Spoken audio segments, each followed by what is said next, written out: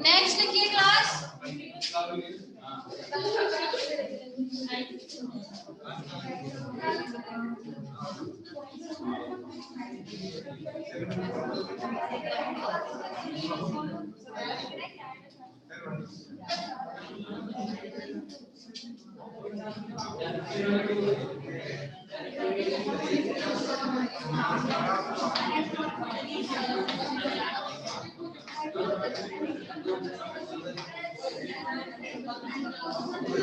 लिखिए class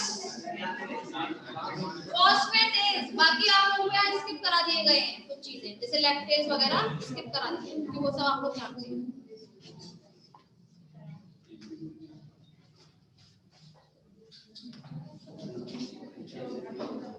phosphatase और एक और लिख लीजिए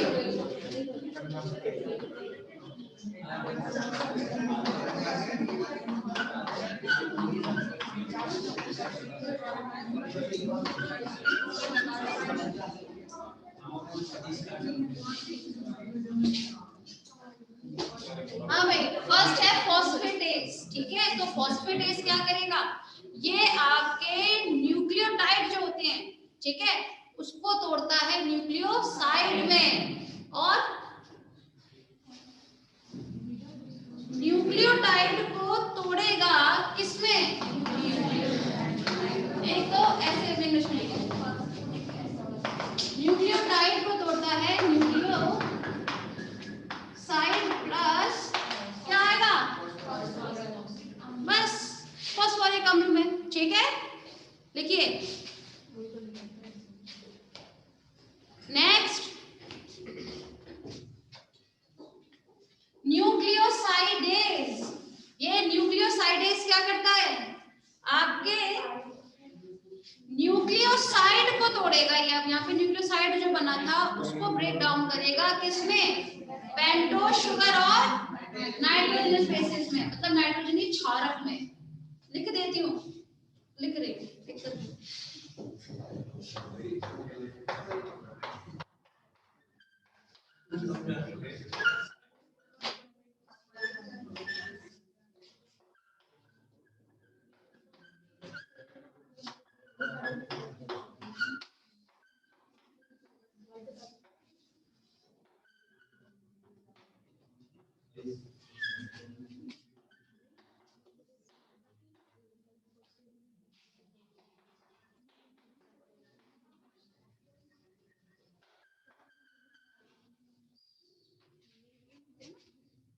नाइट्रोजन क्षारक होता है।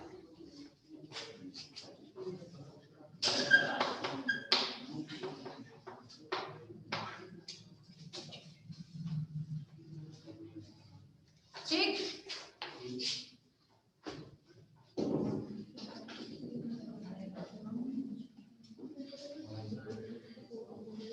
चलिए नेक्स्ट लिखिए आप, कंट्रोल नियंत्रण।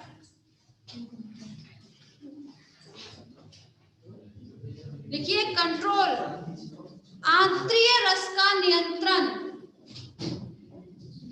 आंतरीय रस का नियंत्रण। तो जब हम लोग क्लास बात करें आंतरिक रस के नियंत्रण के बारे में, तो इसका नियंत्रण भी जो है ना हार्मोन से होगा। ठीक है, कौन कौन से होंगे इसमें, दैट इज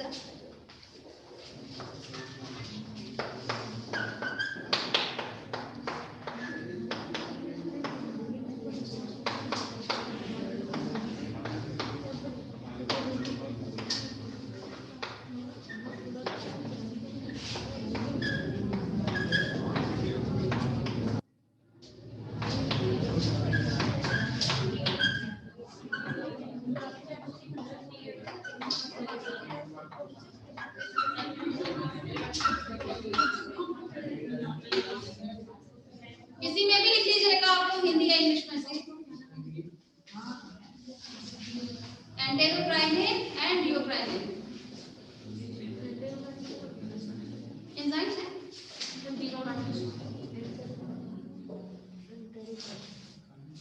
ठीक है, जब हम लोग बात करें आपकी इसके बारे में, चलो लिख लो।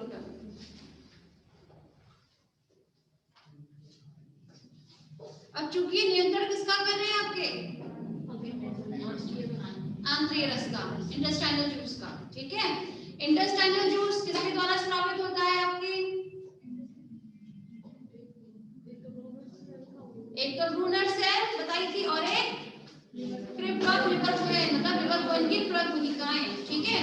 तो ये जो होते हैं मतलब आपके जो हार्मोन है कहाँ जाएंगे, क्रिप्टॉन लिवर कोहेन के पास, मतलब लिवर कोहेन की प्रगुहिकाओं में जाकर उसको आंतरिक रस स्रावित करने के लिए प्रेरित करती हैं। समझ में आया, इसीलिए दो टर्म्स ही लिखवाए हैं आपके, ठीक है। तो क्लास देखिए यहाँ पर अभी हम लोगों ने क्या बात की है, सिर्फ पाचन के बारे में। छोटी आंत तक पाचन होता है, आप जानते हैं बड़ी आंत में किसी प्रकार का पाचन नहीं होता है, ठीक है। वहां से बस एब्जॉर्प्शन होगा, ठीक है, वो भी सिर्फ जल का होता है, ठीक है। तो यहाँ पर अब कंप्लीट होता है आपका पाचन। अब हम लोग बात करेंगे अवशोषण के बारे में। हेडिंग लिखिए अवशोषण, मतलब एब्जॉर्प्शन लिखिए।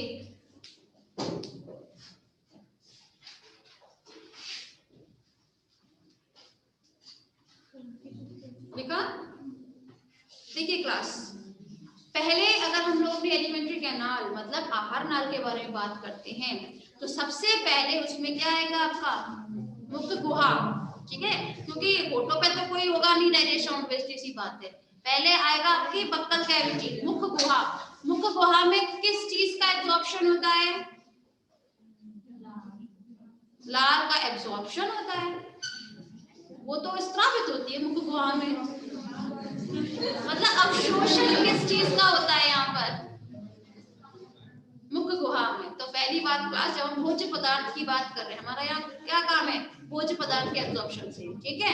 भोज्य पदार्थ का मुख गुहा में किसी प्रकार का कोई भी एब्जॉर्प्शन नहीं होगा, ठीक है, लिख लीजिएगा, किसी भी प्रकार का एब्जॉर्प्शन नहीं होता। हाँ कुछ वो जरूर होते हैं, क्या कहते हैं इसको, एक्सेप्शनल केसेस, क्या बोलते हैं हिंदी में, एक्सेप्शनल केसेस को क्या बोलते हैं हिंदी, अपवाद। कुछ अपवाद जरूर होते हैं, जैसे कुछ मेडिसिन, दवाइयाँ, कुछ दवाइयाँ जरूर हो जाती हैं, अदरवाइज और कुछ नहीं।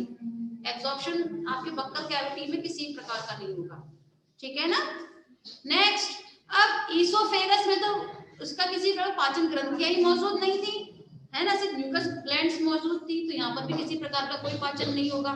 फिर आपका बोलस कहाँ गया था, स्टमक में, ठीक है। तो अब हेडिंग लिखिए आमाशय में अवशोषण, आमाशय में अवशोषण, अरे हेडिंग लिख लीजिए पहले, आमाशय में अवशोषण। टाइम होता जा रहा है, बस मैं कुछ टाइम ले रही हूँ, ठीक है। आमाशय में अवशोषण लिखा। तो क्लास जब हम लोग बात करें अवशोषण के बारे में, ठीक है, तो आपके आमाशय से बहुत कम क्वांटिटी में जल का अवशोषण होता है, होता जरूर है।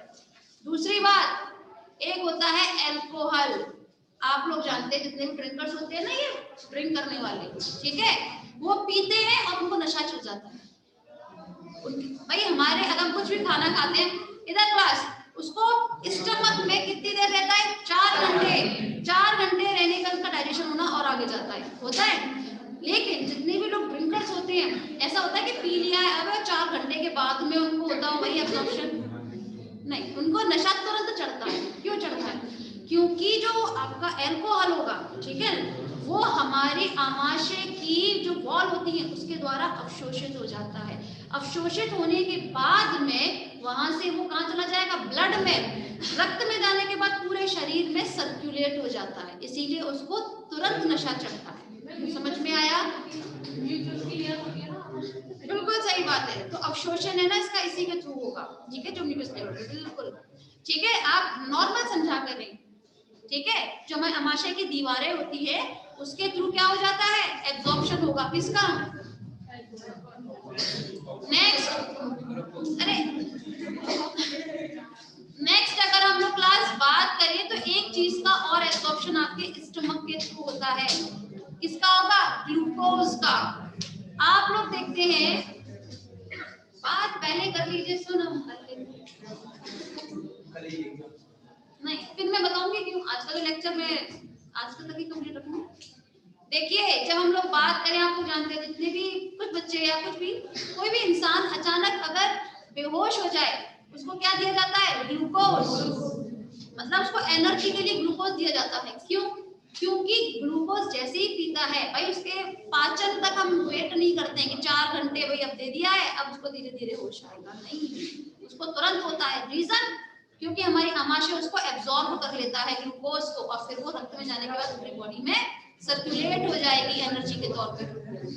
ठीक है, इसलिए तुरंत उसको होश आता है, उसको तुरंत एनर्जी रिलीज होती है। ठीक है, तो हमारे आमाशय से किस किस चीज का एब्जॉर्प्शन हुआ है? ठीक है, तो 3 चीजों का अवशोषण हमारे स्टमक से होता है।